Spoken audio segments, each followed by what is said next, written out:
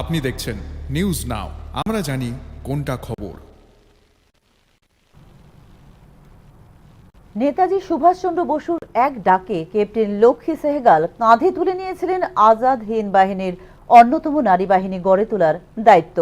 1943 থেকে 1945 সাল আপ্রাণ লড়ে যেমন নিজেকে গড়ে তুলেছিলেন নারী কমান্ডার হিসেবে, অন্যদিকে নেতৃত্ব দিয়ে গড়ে তুলেছিলেন যুদ্ধ প্রশিক্ষিত ঝাঁসি রানী ব্রিগেড। ক্যাপ্টেন লক্ষ্মী সেহগালের আদর্শে অনুপ্রাণিত রাজ্যের নারীরাও বলে জানালেন গণতান্ত্রিক নারী সমিতির নেতৃত্ব। বুধবার লক্ষ্মী সেহগালের প্রয়াণ দিবসে শ্রদ্ধা জ্ঞাপন অনুষ্ঠানের আয়োজন করে গণতান্ত্রিক নারী সমিতির ত্রিপুরা রাজ্য কমিটি।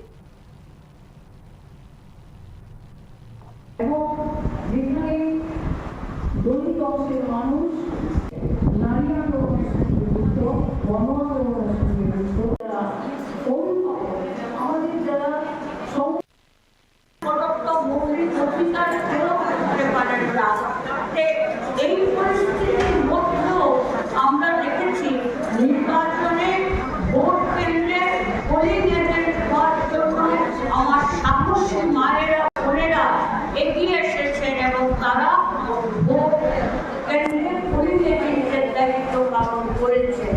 তাদেরকেও আমরা আজকের এই সভায় ডেকে নেব, কারণ আমাদের লক্ষ্মী সাইকেলের জীবন আদর্শ তাদের কাছে নতুন করে প্রেরণা যোগাবে, নতুন করে তাদেরকে আরো উৎসাহিত করবে।